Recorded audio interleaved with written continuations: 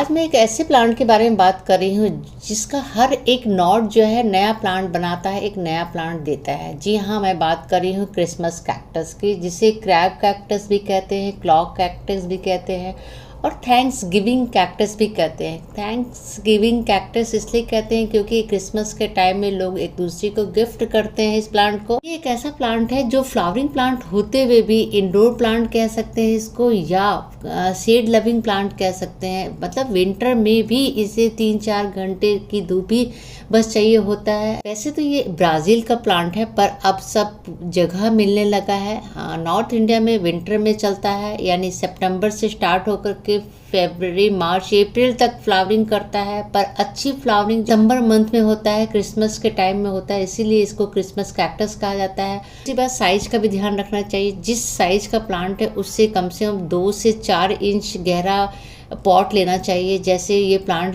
4 से 5 इंच है तो मैंने 6 से 7 इंच डेप्थ वाला गमला लिया है।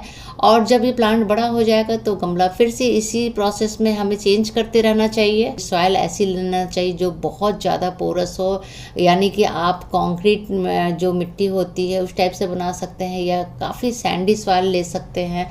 और फर्टिलाइज़र तो इसमें साल में एक ही बार डालने की ज़रूरत पड़ती है। एक बार फ्लावर हो जाता है तो कम से कम 15 से 1 महीने तक चलता है। फ्लावरिंग होती है तो पूरे भर के होती है। इसके टिप पे 2-2, 3-3 कलियां लगती हैं। वाटरिंग की बहुत इसमें रिक्वायरमेंट नहीं होती क्योंकि कैक्टस प्लांट है। हर एक नॉट से आप इसके नए पौधे बना सकते हैं। टफ टाइम आता है इसका, गर्मी का मौसम, उस समय आप कुछ प्लांट्स के बीच में रख दें, बिल्कुल ही शेड एरिया में रखें, सिर्फ थोड़ी बहुत हवा मिलती रहे प्लांट को। और उस समय पानी का, जब बिल्कुल पानी की कमी हो जाए तभी डालें। फंगस का इसमें चांस होता है तो इसमें फंगिसाइड आप डाल सकते हैं। मैं तो हल्दी डालती हूँ, उसी से ये कंट्रोल हो जाता है। चाहे तो केमिकल इसमें फर्टिलाइज़र भी डाल सकते हैं, लेकिन मैं नहीं डालती हूँ, इसलिए मैं इसके बारे में आपको कोई जानकारी नहीं दे सकती हूँ कि कौन सा फर्टिलाइज़र इसमें डालें, क्योंकि मुझे कोई भी केमिकल फर्टिलाइज़र का आइडिया नहीं है और ना ही मैं इसे जानना भी चाहती हूँ, क्योंकि मेरा काम सिर्फ किचन वेस्ट से ही चल जाता है और किचन में जो